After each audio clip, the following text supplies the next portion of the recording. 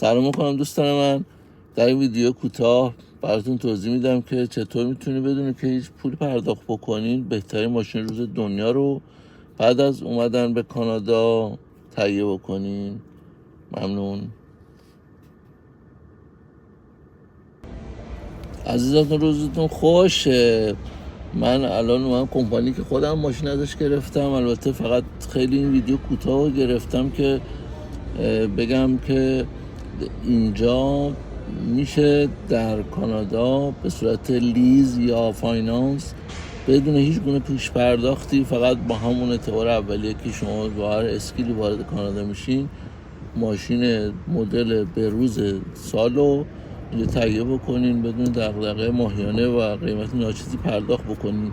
در اصل اینجا خیلی مثل ایران ماشین ارزشی نداره. تو ویدیو بعدی کامل خدمتتون میگم. خدا نگهدار.